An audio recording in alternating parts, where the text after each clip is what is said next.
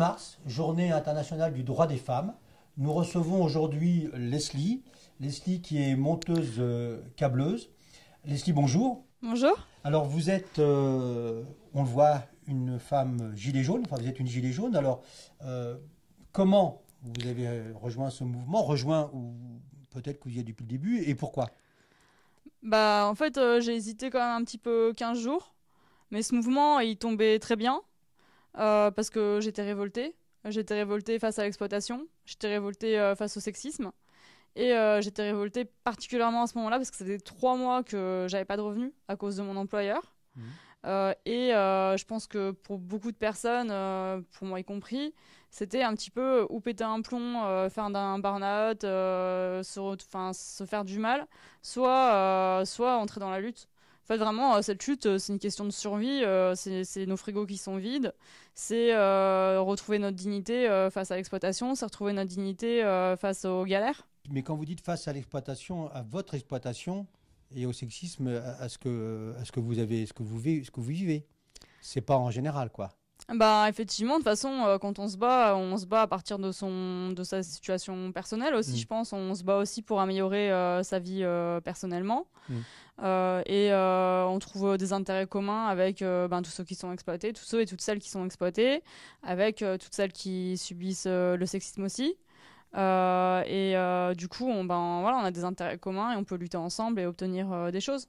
Alors Leslie, vous êtes gilet jaune, mais vous êtes aussi syndiquée à la CGT. Ça se complète entre gilet jaune et CGT. Enfin, c'est une question que je vous pose. Bah moi, c'est une question que honnêtement, je me suis pas spécialement posée. Pour moi, mettre un gilet rouge ou mettre un gilet jaune, c'est pareil, c'est le même combat. Et effectivement, c'était un débouché d'une lutte un peu générale, ce mouvement des gilets jaunes. Je vois vraiment pas de contradiction, j'en ai jamais vu. Après, effectivement, dans le mouvement des gilets jaunes, il y a eu aussi une droite patronale qui a eu son influence aussi et qui était anti-syndicale. Mais les 9/10 des gens, c'est des gens qui sont exploités. Je rencontre des travailleurs et travailleuses qui sont révoltés face à l'exploitation dans leur boîte, qui ont envie de s'organiser. Et du coup, je pense que pour la CGT, pour le syndicalisme aussi, il y a vraiment l'intérêt à investir ce mouvement-là, en fait, parce que ça va permettre de rencontrer plein de travailleurs et travailleuses qui sont révoltés, qui ont envie de s'organiser. En fait, c'est une forme différente de lutte, quoi, et qui permet des convergences. Bah oui, moi je mets mon gilet rouge souvent aussi dans les manifs de gilets jaunes, je mets les deux. Et la convergence, on la voit bien parce que je suis dans un comité de gilets jaunes à la Courneuve et parmi nous, on est plusieurs à être syndiqués. On se pose même pas la question, en fait, on se pose pas la question. Pour nous, l'important, c'est de lutter, c'est de lutter pour nos droits. Et du coup, on se pose même pas la question, en fait. D'accord. Alors, le 8 mars, c'est, comme le dit la responsable des questions du droit des femmes, la lutte pour les droits des femmes à la CGT, Sophie Binet, ni la Saint-Valentin, ni la fête des mères. C'est le moment de faire un peu le bilan et de continuer à aligner les revendications pour le droit des femmes. Alors, la première des revendications, je mets pas de signe d'importance, il y a quand même la réalité économique. Parce que 30% des femmes sont enfermées dans un emploi à temps partiel, 30% des femmes sont victimes de harcèlement sexuel sur le lieu de travail. Les femmes, un tiers des familles monoparentales sont sous le seuil de pauvreté. En fait, les femmes sont plus pauvres que les hommes, de manière générale. Et puis, sans parler des femmes retraitées, bien sûr. Alors vous, c'est quoi votre réalité sociale, économique dans votre travail? Du coup, moi, je suis ouvrière. Et là, je me suis retrouvée à travailler dans un atelier où il n'y avait que des hommes. Et c'était un petit peu compliqué. Surtout à partir du moment où je tombais malade.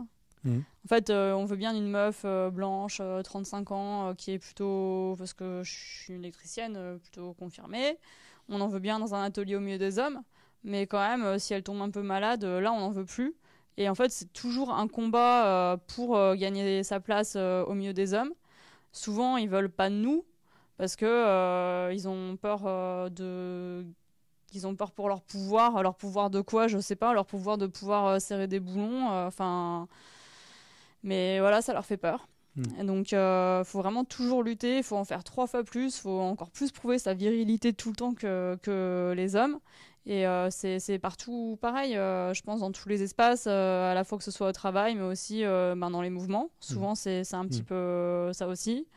Dans les organisations de gauche aussi, c'est comme ça. Et du coup, en tant que femme ouvrière, je suis handicapée aussi, effectivement, je m'en prends vraiment plein dans la tronche. On reçoit aucune protection. Plusieurs fois, j'ai essayé d'aller au commissariat, déposer des plaintes contre des harceleurs. On m'a toujours quasiment systématiquement envoyé chier. Je me suis retrouvée à appeler la police une fois pour moi, une fois pour une voisine ces 2 dernières années. Ils n'ont même pas voulu se déplacer. Ils se sont même pas déplacés. Donc en fait, on reçoit vraiment aucune protection. On n'a droit à aucune solidarité de la part de la société. Je pense que la solidarité, les seuls qui peuvent la créer, c'est nous et autour de nous. Voilà. Non, mais là, vous touchez un aspect qui est comment dire, essentiel, hein, c'est le sexisme, les violences sexuelles.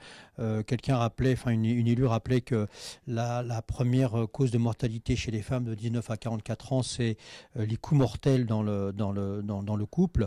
Il y a bien sûr le harcèlement de rue, il y a aussi dans l'entreprise le numérique.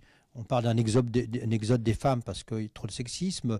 Il y a, dans la pub, c'est la même chose. Il y a eu cette affaire de LOL, d'harcèlement numérique. Il y a aussi les partis politiques, y compris jusque dans les organisations de jeunesse de gauche. Donc, on est d'accord que c'est une dimension essentielle du combat des femmes aujourd'hui. Enfin, des femmes. Pour le droit des femmes, parce que les hommes doivent bien évidemment s'y coller aussi. Le 8 mars, à partir de 15h40, la CGT et d'autres appellent à faire la grève. Alors pourquoi, comment? Pourquoi à partir de 15h40 pour certains ou pour toute la journée? C'est cet écart qu'il y a de salaire, c'est une manière de marquer la réalité qui est que le salaire des femmes est inférieur de 26% à celui des hommes. Voilà. Et que rapporté à une journée de travail, c'est comme si on travaillait gratuitement à partir de 15h40. Après, cela dit, je pense que ce qui est important de remarquer, c'est que souvent, nous, on nous confine dans les tâches de la production qui sont les moins bien payées. Donc, dans toutes les tâches, on s'occupe des enfants, des personnes âgées. Et on n'est pas cadre, hein. On n'est pas cadre, on n'est pas médecin en général. Enfin, on est moins souvent médecin, on est plutôt infirmière, aide-soignante. Quand à l'usine, on travaille à l'usine, on nous confine dans les tâches les moins prestigieuses. C'est pas pour ça qu'on produit pas autant que les hommes d'ailleurs. Hein. Mais on va nous faire couper du câble, on va nous faire, c'est un exemple, on va nous faire couper du câble, on va nous faire faire des tâches qui sont pas gratifiantes du tout. Et beaucoup moins payé, et surtout en plus on va pas pouvoir progresser en fait. Enfin vraiment, il y a une espèce de, c'est pas un plafond de fer, c'est pas tant un plafond de verre que des gens qui t'écrasent la tête vers le bas et qui veulent pas que tu grimpes quoi, qui veulent pas que tu grimpes. Ouais. Donc c'est le rapport de violence à l'intérieur de l'entreprise en fait. Ouais. C'est ça. Hein. Et en fait, je pense d'ailleurs que la violence des hommes sur les femmes, effectivement, elle a une base matérielle. En fait, le pouvoir patriarcal dans la société, il a une base matérielle. Et c'est ce qui est important pour les hommes, c'est de marquer que les femmes doivent effectivement soumission et doivent accepter une place inférieure dans la société. Voilà. Alors, par rapport aux mesures gouvernementales, là, il y a une loi qui a été votée, une loi Avenir Professionnel, qui a mis en place un index de l'égalité femmes-hommes dans 1400 entreprises en France, et entreprises de plus de 1000 salariés, donc qui est censé mesurer l'écart de rémunération dans les augmentations, dans les promotions. Vous en pensez quoi de cette mesure mise en place par le gouvernement de manière limitée, bien sûr, hein, puisque c'est des entreprises de plus de 1000 salariés? Moi, je pense que c'est quand même vraiment de la poudre aux yeux. J'y crois pas du tout. Je pense pas que ça viendra des patrons de toute façon, l'égalité homme-femme. Je pense que ça va venir d'un mouvement qui partira des premières concernées et qui entraînera des hommes derrière elles plutôt.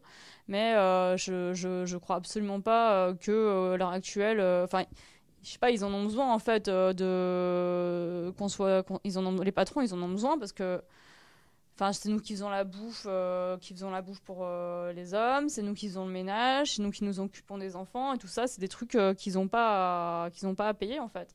Pendant très longtemps, je travaillais en déplacement et du coup, je dormais à l'hôtel, j'allais au restaurant et mon sursalaire c'était 90 €, 100 € en région parisienne.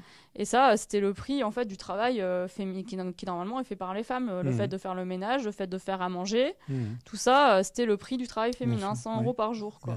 Et voilà, et comme du coup j'étais en déplacement, on me payait ça directement. Et je donnais ça aux femmes qui travaillent, aux patrons d'hôtel, aux patrons de restaurants, pour qu'ils payent des employés. Mais tout ça, c'était le prix du travail féminin. Voilà. D'accord.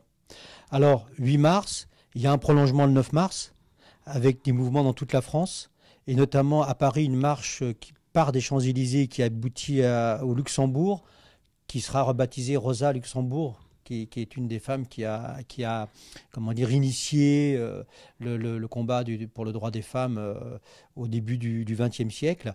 Qu'est-ce que vous pourriez dire à vos camarades, à vos collègues, femmes et hommes, sur cette question, pas pour terminer, mais comme dernier mot?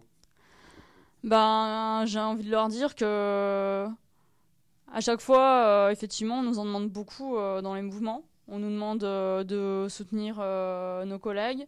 On nous demande de nous mettre en avant lors des mouvements de grève. Et dans les mouvements, on a tout à fait le droit de prendre toute notre place. En fait, on a le droit en fait aussi de revendiquer des choses pour nous. Et faut pas compter, je pense, sur les hommes pour mettre en avant les revendications qui concernent les femmes. Je pense qu'il n'y a que nous qui pouvons le faire. On a le droit, en fait. On a le droit aussi de porter des revendications féministes. On a le droit de ne pas accepter qu'en France, on en est déjà à 30 mortes depuis le début de l'année. On a le droit de ne pas accepter qu'il y ait 150 000 viols par an au minimum. On a le droit de ne pas accepter de se faire harceler au travail.